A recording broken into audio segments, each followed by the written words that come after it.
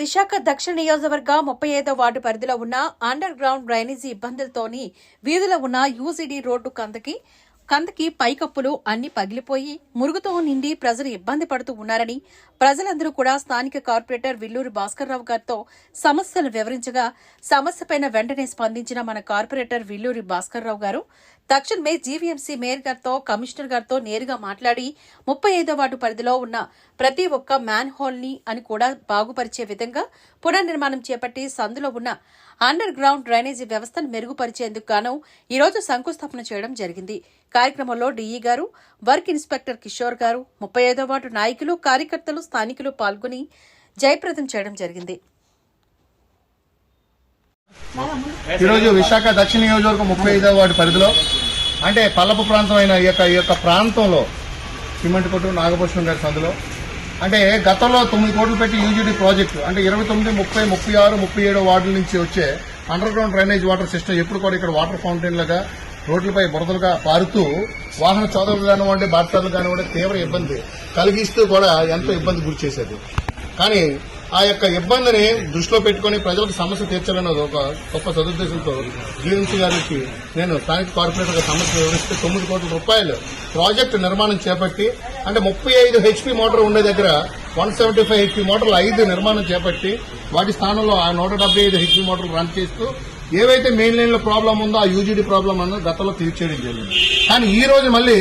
Sub లైన్లు ఏవైతే గతంలో 30 సంవత్సరాల కింద వేసిన పింక్ పైపులు అంటే 6 అంగుళాల లైన్లో వేయడం వల్ల ఇప్పుడు ఇక్కడ ఏంటంటే 175 కుటుంబాలు ఇక్కడ స్థానికంగా నివాసం ఉండడం వల్ల ఇక్కడ అంటే వచ్చే ఫోర్స్ని బట్టి ఆ కింద ఉన్న ఏవైతే పింక్ పైపులు ఉన్నాయో గతంలో వేసిన పింక్ పైపుల్ని పందికొక్కులు కానివ్వండి అలాగే కింద ఏంటంటే వాటర్ సిల్ట్ చేరిపోవడం వల్ల అవన్నీ కూడా కొలాప్స్ అయిపోయి అంటే శిథిల దిశలో ఉండడం వల్ల వాటన్నిటిని కూడా పునర్నిర్మాణం చేపట్టడం కోసం ఈరోజు ఈ 35వ వార్డు ప్రాంతంలో ఉన్న అన్ని సబ్ లైన్లోని కూడా యూజీడీ వర్క్ మళ్ళీ కూడా వాటన్నిటిని కూడా అంటే రిట్రోఫిట్ అంటే పునర్నిర్మాణం చేపట్టే విధంగా ఈరోజు శంకుస్థాపన చేయడం జరిగింది. అలాగే ఈ యొక్క 175 కుటుంబాలు కూడా సిమెంట్కోట నాగభూషణం గారి సందులో ఉన్న 175 కుటుంబాలు కూడా గతంలో ₹1 కూడా ఖర్చు లేకుండా రాష్ట్ర ప్రభుత్వం చేత 175 పక్కా అంటే వీళ్ళందరికీ కూడా పట్టాలు కాకుండా డాక్యుమెంట్స్ అంటే కన్వెన్స్డ్ డాక్యుమెంట్స్ రిజిస్ట్రేషన్ చేసి అంటే అవసరం అయితే అంటే గత ప్రభుత్వంలో అయితే ఏం జరిగేదని అంటే ఇక్కడ పట్టాలు 10-12 సంవత్సరాలు అంటే పట్టాలు మాత్రమే ఉండేవి. కానీ పట్టాలు కాకుండా 10-12 సంవత్సరాల రైట్స్ కాకుండా ముందుగానే గతంలో 40 సంవత్సరాల నుంచి ఉన్న వీళ్ళందరికీ కూడా డైరెక్ట్ గా కన్వెన్స్ డీడ్ ముందు పట్టాలు ఇచ్చి తర్వాత కన్వెన్స్ డీడ్ వచ్చే విధంగా ఉండేది. కానీ ఈ రోజు అలా కాకుండా వీళ్ళందరికీ కూడా డైరెక్ట్ గా పట్టాలు ఇచ్చి రిజిస్ట్రేషన్ చేసి అంటే వీళ్ళకి ఏదైనా సరే మళ్ళీ శుభకార్యంలో మళ్ళీ అవసరం అయితే ఆర్థికంగా వీళ్ళకి ఏదైనా సరే ఇబ్బంది కలగకూడదనే ఉద్దేశంతో బ్యాంకులకు వెళ్లే విధంగా బ్యాంకులకు వెళ్తే లోన్ తెచ్చుకునే విధంగా ఏర్పాటు కూడా చేసి వీరందరికీ కూడా ₹1 కూడా ఖర్చు లేకుండా 175 గృహాలకి కూడా పక్కా కన్వెన్స్ డీడ్ కూడా ఇవ్వడం జరిగిందని చెప్పేసి మీడియా ద్వారా తెలియజేసుకుంటూ ఈ రోజు ఈ కార్యక్రమాన్ని ప్రారంభించడానికి చాలా ఆనందదాయకంగా ఉందని చెప్పి పేరు ధన్యవాదాలు తెలియజేస్తూ సెలవు తీసుకుంటారు. దీనికి నిజంగా అంటే చరిత్ర అంటే విశాఖ దక్షిణ నియోజకవర్గం స్వతంత్రం వచ్చిన దగ్గర నుంచి కూడా చాలా చాలా చాలా చాలా అంటే చరిత్ర ఉన్న ఈ యొక్క దక్షిణ నియోజకవర్గం. ఎందుకంటే ఇక్కడ దక్షిణ నియోజకవర్గంలో